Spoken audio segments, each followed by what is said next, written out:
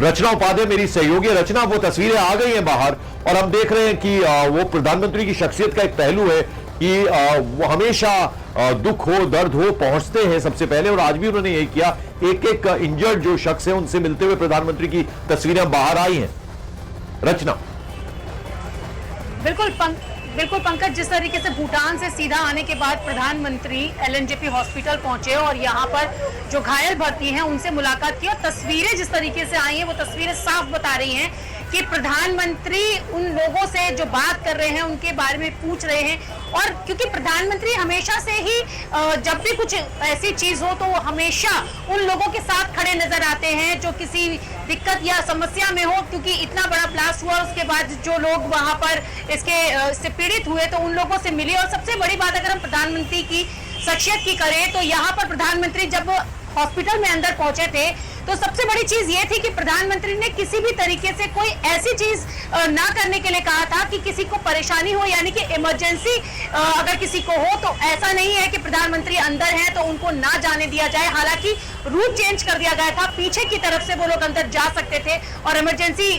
में जो एम्बुलेंस है जो पेशेंट्स को लेकर आती है वो एम्बुलेंस हमने आपको दिखाई थी कि लगातार उस रोड से जा रही थी, जो रोड पूरी तरीके से रोक दिया गया था प्रधानमंत्री जब अंदर आए थे। और उसके बाद भी यहाँ पर वो लोग, तमाम लोग खड़े थे जिनके पेशेंट्स अंदर हैं या उनको किसी को देखने आए हैं, वो सिर्फ एक झलक प्रधानमंत्री की देखने के लिए यहाँ पर खड़े थे। और उन लोगों का कहना था कि अरे प्रधानमंत्री तो भूटान में थे, तुरंत एलएनजेपी आ गए। तो कहीं ना कहीं ये लोगों में एक उम्मीद जगाता है कि जब कोई ऐसी दिक्कत आती है तो देश का प्रधानमंत्री उनके साथ खड़ा है, उनके हर सुख दुख में प्रधानमंत्री है। और ये तस्वीरें साफ वही कहानी बयान कर रही है कि ब्लास्ट हुआ है, दिक्कत आई है, लेकिन प्रधानमंत्री उनके साथ है, देश उनके साथ है, और जो लोग थे वो भी यही कहते हैं। हालांकि हमने कोशिश की कि अंदर जो लोग घायल हैं उनके परिवारजन से बात करें, तो एक जो अंदर पेशेंट है उनसे, उनकी पत्नी से हमारी बात हुई। हालांकि वो बाहर नहीं आ सकती थी क्योंकि वो अंदर है, लेकिन उन्होंने बताया कि हमें ये राहत है कि प्रधानमंत्री यहाँ पर आए हैं और जिसने इस घटनाक्रम को अंजाम दिया है उनको अब जरूर सजा मिलेगी, दोषी बख्शे नहीं जाएंगे। तो इस तरीके की उम्मीद भी लोग कर रहे हैं, और लोग तो यहाँ पर उनको देखने के लिए लंबी जो कतार है वो हमने देखी थी कि यहाँ पर किस तरीके से लोग खड़े हुए थे, और अंदर जब प्रधानमंत्री उन लोगों से बात कर रहे थे, उनसे जान रहे थे, हालचाल ले रहे थे, तो वो तस्वीरें खुद में बयान कर रही है कि प्रधानमंत्री उनके दुख में कितने ज्यादा दुखी नजर आ रहे हैं। उनकी जो बॉडी लैंग्वेज, उनका जो चेहरा है, रचना, और जितनी तस्वीरें हम देख पा रहे हैं उसमें साफ दिख रहा है कि एक दो पेशेंट्स को छोड़ दिया जाए लेकिन रिकवरी पाथ पे है। ये एक थोड़ी अच्छी तस्वीर देखने को मिल रही है। प्रधानमंत्री से बाकायदा बातचीत करते हुए नजर आ रहे हैं, यानी दे आर फीलिंग बेटर। ये एक अच्छी तस्वीर देखने को मिल रही है। बिल्कुल पंकज, देखिए जो तस्वीरें हैं वो साफ बता रही हैं कि रिकवरी मोड पर अब वो पेशेंट्स आ रहे हैं, धीरे धीरे रिकवर होंगे और जल्द ही वो यहाँ से डिस्चार्ज होकर अपने घर भी चले जाएंगे। जैसे कि मैंने आपको बताया कि एक पेशेंट की पत्नी से मेरी बात हुई थी, और जिस दिन वो एडमिट हुए थे उस दिन भी हमारी उनसे बात हुई थी। काफी ज्यादा वो घबराई हुई थी और उनके आंसू रुक नहीं रहे थे, लेकिन आज जब बात हुई तो वो थोड़ी सी राहत में थे कि उनकी उम्मीद जागी है कि अब जो उनके पति हैं वो जल्दी ही यहाँ से ठीक होंगे और डिस्चार्ज हो जाएंगे और वापस, यानी कि जो अपनी लाइफ है, यानी बैक टू बेसिक पर वो आ जाएंगे और वही जो जिंदगी है उनकी उस पर वापस आ पाएंगी। तो अब बिल्कुल इस बीच प्रधानमंत्री ने एक ट्वीट भी किया है, went to LNJP hospital and met those injured during the blast in Delhi, praying for everyone's quick recovery, those behind the conspiracy will brought to justice. साफ साफ प्रधानमंत्री ने जिस कड़े संदेश की बात की थी, ये जो भी इसके पीछे है उसे बख्शा नहीं जाएगा, और मैं सबसे मिलकर आया हूं जो इंजर्ड हुए हैं और सब क्विक रिकवरी पाथ पर हैं। दीपक बिष्ट मेरे सहयोगी। दीपक, प्रधानमंत्री पहुंचे थे एलएनजेपी हॉस्पिटल, सीधे भूटान से लौटने के बाद रवाना हुए, पहुंचे एलएनजेपी हॉस्पिटल, घायलों का हाल जाना और उसके बाद ये एक्सपोज किया है, साफ साफ कहा है कि रिकवरी पाथ पर है, और साथ ही उन्होंने कहा कि जो भी इसके पीछे है साजिश के वो बख्शे नहीं जाएंगे। यानी वही संदेश जो भूटान से दिया था आज देश लौटने के बाद भी एक्सपोज किया प्रधानमंत्री ने। दीपक, पंकज, यहाँ पर जो लोग अभी बिल्कुल यहाँ पर जो भी लोग यहाँ पर मौजूद थे वो सब यहाँ पर यही कह रहे थे, क्योंकि जिस तरह से प्रधानमंत्री यहाँ पर जब पहुंचे थे और उसके बाद से ही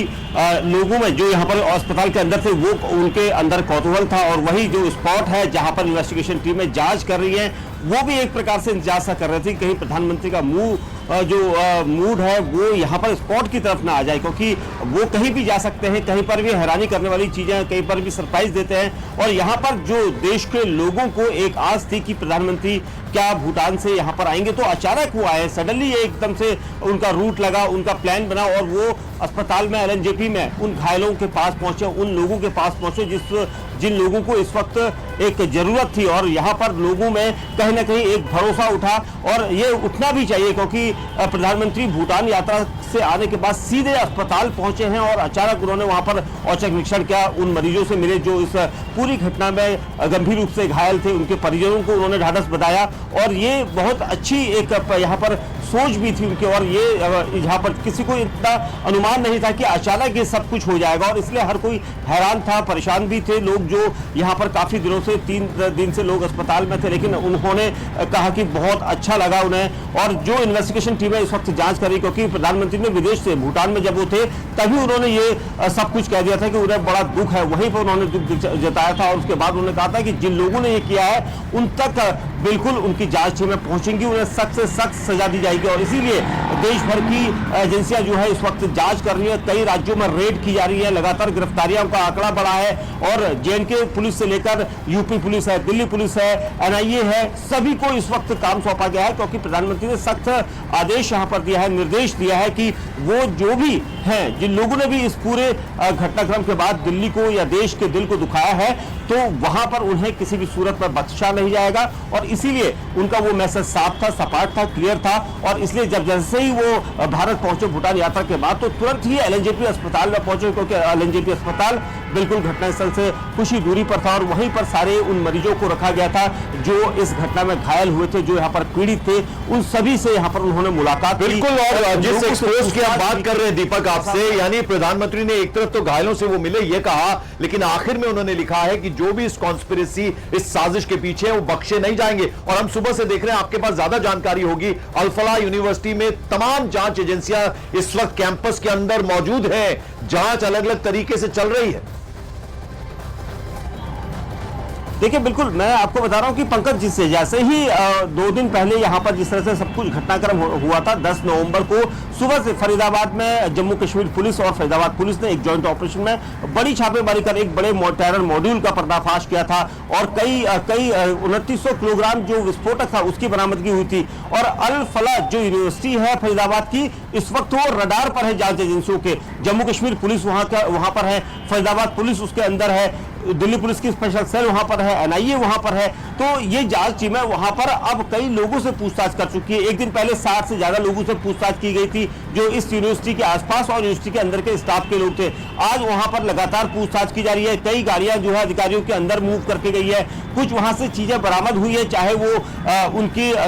लैपटॉप या फिर दूसरी चीजें जो है वो बरामद की गई है। तो एजेंसियों ने कोई कोर कसर नहीं छोड़ी है, क्योंकि अब तक जो गाड़ी यहाँ पर धमाके में शामिल थी, उस गाड़ी का असल में कहां से वो गाड़ी चली थी, कैसे, किसके पास थी, ये सारी जानकारियां जो है 24 घंटे के अंदर ही आ चुकी थी। और अब उस जगह पर गाड़ियां जो अधिकारियों की टीम में पहुंची है जहां से सब कुछ शुरू हुआ था, इसलिए इस यूनिवर्सिटी को रडार पर रखा गया है। पंकज,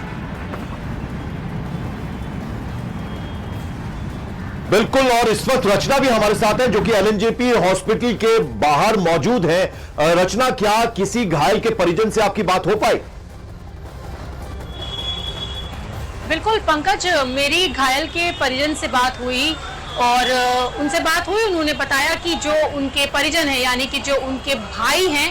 वो इस वक्त बिल्कुल ठीक हैं। और आपको बता दें कि वो पास में ही दरियागंज के रहने वाले हैं, और उस वक्त जब ये ब्लास्ट हुआ था तो वो कुछ सामान लेने के लिए गए थे, और उसी दौरान ये ब्लास्ट हुआ और वो घायल हो गए, और काफी ज्यादा गंभीर रूप से घायल हुए हैं। यहाँ तक कि जो उनकी एक गाड़ी थी वो पूरी तरीके से